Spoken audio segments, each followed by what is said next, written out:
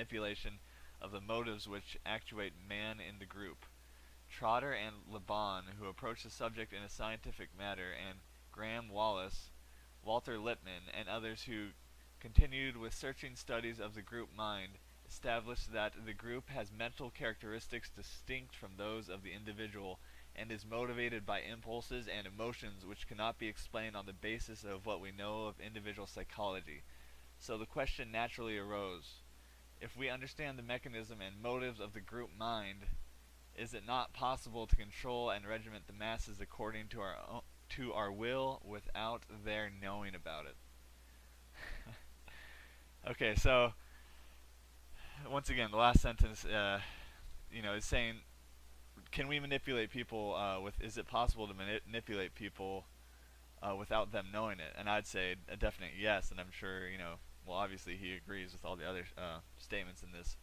So if we understand the mechanism and motives of the group mind, is it not possible to control and regiment the masses according to our will without their knowing about it? So according to their will, it's what they, the elite New World Order scum, want, not what's best for the general public.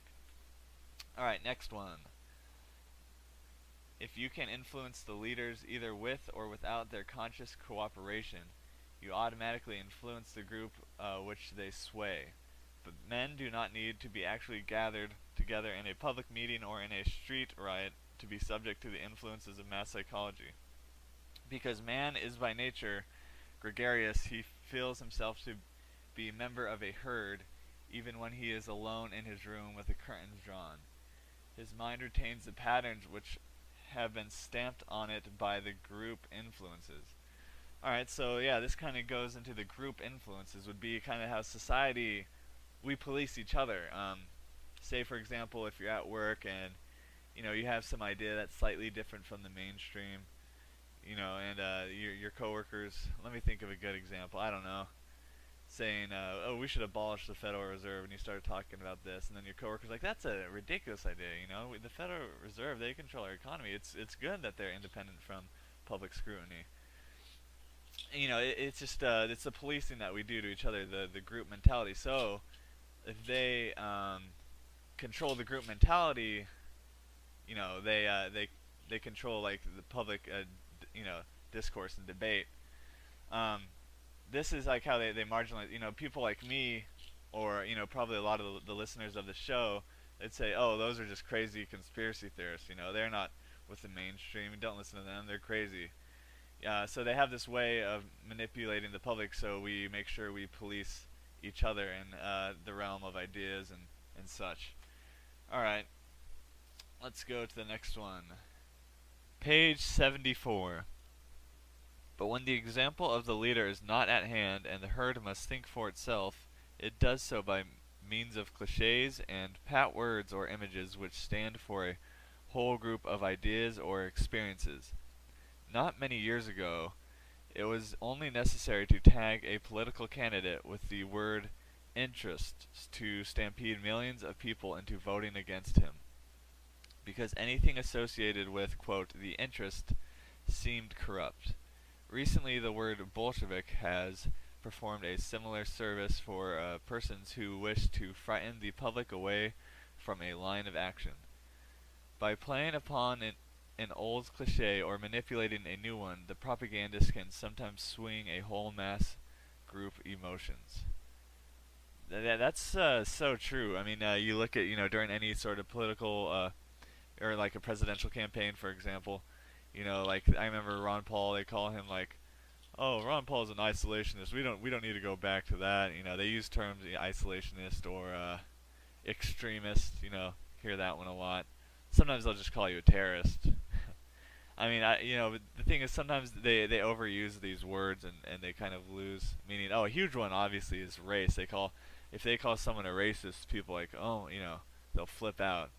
I don't think that's as effective as it used to be, because they just they'll overuse them, They'll use them to the death, so they are constantly finding new things to call people, or they'll call you a conspiracy theorist. They have all sorts of names that imply certain things to the public, and the things they imply, I mean, this is all created by them, so that once they call someone that, it marginalizes them. Alright, so the next one's on page 75. It is short but powerful and definitely true. Alright, page 75. Human desires are the steam which makes the social machine work. Only by understanding them can the propagandists control the vast, loose-jointed mechanism which is modern society. So, human desires are the steam which makes the social machine work. Okay, that is how they manipulate society. They, like I've said, I can't stress enough. I mean, they know how we work, so they will manipulate your deepest desires with things that don't even seem, remotely connected. Like, for example, when they have a commercial for a big pharma drug, why does it always show? Say they're targeting, like a soccer mom type person who it always shows them, happily with a family. They have dinner. They're playing around in the yard, and it shows a lot of like a person's ideal life, and it's kind of associating that, with the drug they're trying to sell you. It's really interesting if you look at pharmaceutical companies from, a really critical thinking viewpoint, which is what, we should have in the conspiracy movement. Once you have this knowledge that we're being manipulated, you can look at things from a completely different perspective. So, you watch these like the big pharma commercials, and yeah, I mean it goes in a lot deeper of like what happiness is to an American. It goes into your deepest desires. There's definitely like a sexual element. Like there's that joke. Well, it's kind of a dirty joke, but it involves big trucks and certain types of men. I'll just leave it at that. But I mean, hey, it could be something to that. Like guys, they need a big truck in order to impress the women. So page 119. It is not necessary for the politician to be the slave to the public's group prejudices.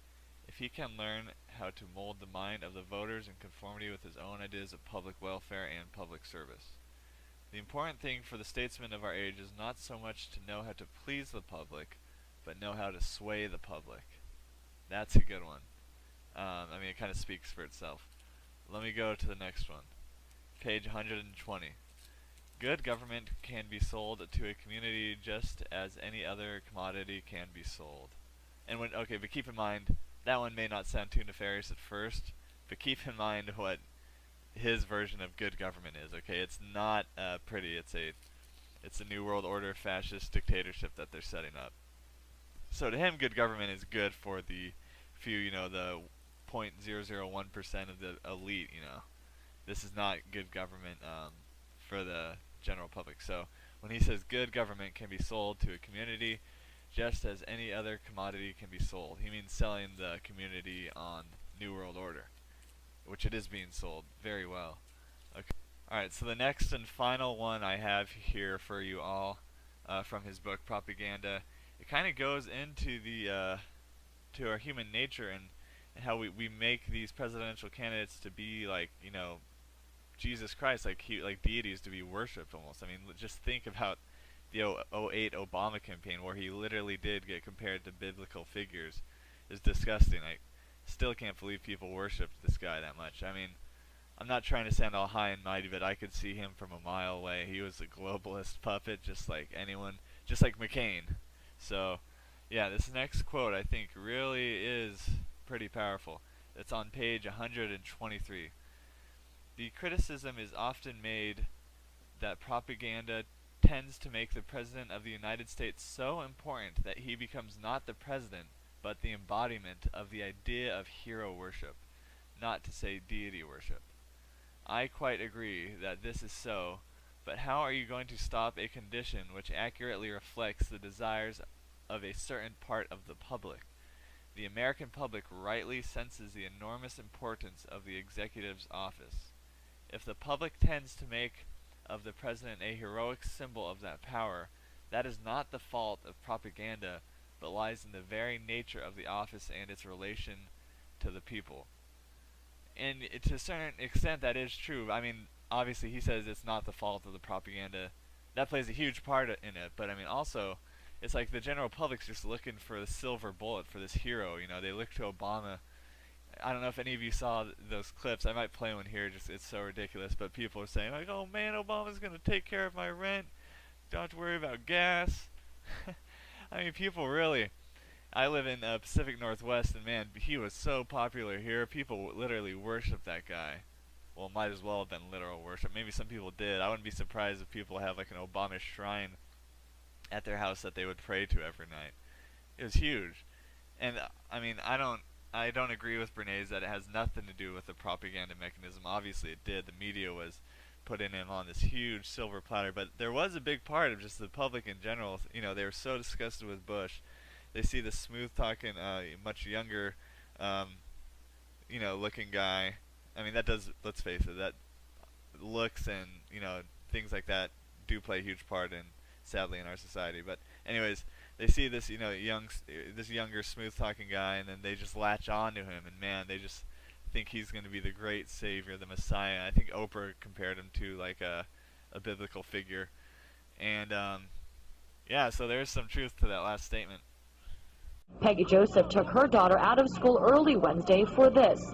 Her emotions ran high following Obama's speech. It was the most memorable time of my life. It was a touching moment because I never thought this day would ever happen. I won't have to worry about putting gas in my car. I won't have to worry about paying my mortgage. You know, if I help him, he's going to help me. Man, they just know so well how to manipulate people. And then here's this lady saying, if I help him, he's going to help me. No, if you help him, he's going to keep eroding civil liberties, keep us marching towards this hellish new world order, going to keep expanding wars, he's the exact same thing, you fool. Alright, so now I'm going to put a clip up that I did for my YouTube channel. It's about media manipulation. It ties into all this. Well, I'll just let it speak for itself. Here it is, just a small part of it. Here's the first clip I'm going to show. It's one of Google trying to sell you on the wonderful RFID implantable chip. Hey, I'm Kinga Phillips, and this is Google Current. Searches were up for Baja Beach Club this week, a nightclub in Barcelona. Now, the place looks like a good time, but people all over the world don't start searching for a nightclub unless it's doing something freaky. And it is. The club began injecting ID chips into its VIP guests 2 years ago. The right-size chips allow VIPs to skip the whole velvet rope routine, get into the swanky VIP areas, and charge drinks automatically. Sort of like starting a tab in your arm. This week, a U.S. company called CityWatcher.com adopted the same technology and implanted chips into a few employees, eliminating the need for company IDs or access cards. But some folks are worried that CityWatcher has bigger plans for the chips. That's because the company makes its money setting up camera systems for cities trying to keep an eye on crime-ridden areas. An obvious next step for a surveillance company would be virtual tracking, which has some people freaked out. People like Catherine Albrecht, founder and director of Caspian, Consumers Against Supermarket Privacy Invasion and Numbering. That's the group that took on Walmart a little while back when they first switched to radio frequency chips to track packages. Albrecht published the book Spy Chips, started a website of the same name, and even put out this eye-catching t-shirt. Needless to say, she's not too stoked on the possibility of our government or other private agencies spying on us through our consumer products or chips embedded in our skin. Oh, and FYI, the website says that if you're trying to disable an RFID chip, a microwave will work, but it's not recommended because it can start a fire.